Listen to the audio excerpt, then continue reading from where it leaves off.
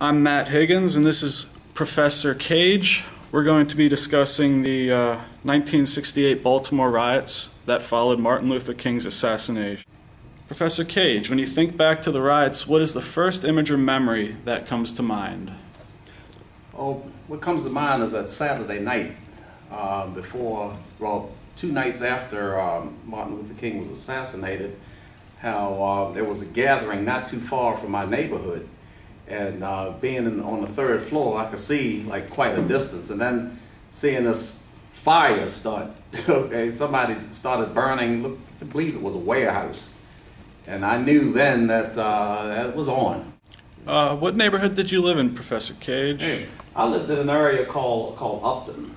This was around here. This was I lived in a private home, but the projects surrounded my neighborhood, and the projects had a lot of the residents that participated in the rioting.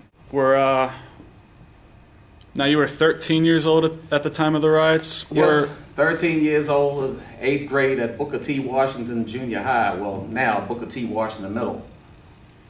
Were friends of yours, fellow students of yours, participating in the riots? Yes, there were some. In fact, there were quite a few. Were you participating in the riots, Professor Cage? No, Mom said no. Now, you said that the beginning of the riots, by your memory, began with a large fire. By records, there were many fires, over 1,200 fires in the Baltimore area during the riots. And those damages estimated over $12 million. Can you describe some of the other damages that were caused by the rioting in Baltimore? You had quite a few stores and businesses that were burned during the riot. And here's where I lived, like I said, in this area. But this whole Metro Center was almost like one big bonfire at some point. Okay, because you had fires going on everywhere. Then about, I'd say probably about Saturday, sometime between Saturday and Sunday was when the National Guard started moving in. And they set up headquarters at the 5th Regiment Armory downtown on, which is on Howard Street. And then they also had like a bivouac or tents set up out at Druid Hill Park, and in the Mondawmin Shopping Center they had a .50 caliber machine gun emplantment up there.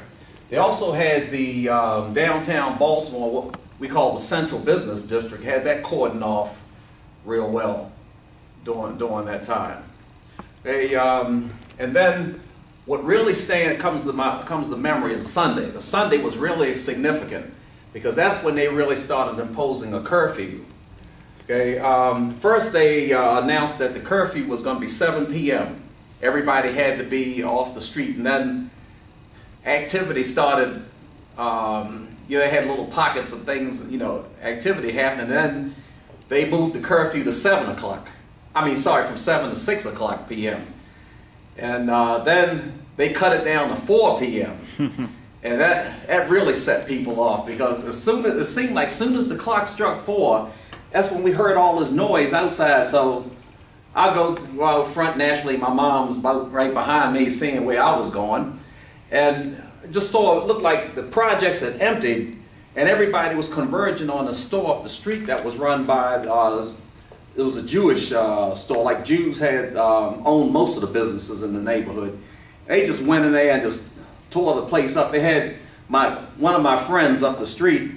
He ran in and got the cigarette rack, and it was funny watching him run down the street with this thing. Okay, then they had people. This one guy came out the store. He had this large-sized bottle of Excedrin. He was saying, "No more hangovers." Okay, okay, but everybody was tearing this place up, and then there was a drugstore about 75 feet away from there, and people hit that too. And this one guy was in there. Instead, he was being a good Samaritan. He was in there hand stuff out to people. And when the police came, he couldn't get out, so they filled him full of tear gas, right? And he was probably the only. There was a bunch of people in there, and he was the only one got caught.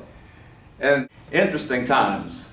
But what was really scary, okay, was the rumor was that you had to write like black power on. You take soap to write black power on your windows, or it was rumored that they would burn your house down. If you didn't write black power on your windows, or if you didn't have a black piece of cloth hanging out on display somewhere, your house was in danger of being calm to confirm rumors. Okay, this was real. Well, by the sound of the account, it sounds like there was quite a bit of hostility, but I've also heard you say some things that sounded like there was some humor coming from people and good-spirited theft, if you can say that. What was the general feeling that people were having? Was there a lot of fear, or do you think people may have been jumping on board and taking advantage of the chaos? I'm thinking most of it was taking advantage of the chaos. It was a target. It was a target of opportunity. Hear anybody say, "Oh, Dr. Martin Luther King"? They didn't care about that. They saw an opportunity to get something free. Okay, we really feared each other. Okay, that's what was really bad about that. You didn't have to worry about any white man coming in and beating you up or being lynched. You were worried about your own kind burning your house down. It wasn't a guy. It was a car that was coming down my block, and as soon as he got to the end of the block, here come the National Guards in his Jeep, and they stopped him and went through his trunk and had the passenger at rifle point. He was laying down on the ground, stretched out, and everybody else was going through his vehicle. Had the driver to open his trunk, and they found some groceries where he had apparently been somewhere and did some looting. Yeah, that does sound like a double-ended fear. Fear of your own, and fear of the soldiers coming in to supposedly get the riots under control. Now, the riots lasted a week. Was there a peak during that time when there was a majority of violence going on? I want to say that probably that Saturday, Sunday, and Monday afterwards in my area, that was probably the three peak days. But after that, it started to quell. The National Guard and state police got control of everything, and it started to calm down. At what point was there a conclusive end to the rioting? Was there a certain event, or did it slowly dissipate? It slowly dissipated. Like I said, those first few days, like from Saturday to about, I'm gonna say till Wednesday, were probably the peak periods. But then it started to die down, like into the following weekend, and then you just had this calm, because I didn't go to school all that week. I stayed in the house. Why did you end up staying in the house?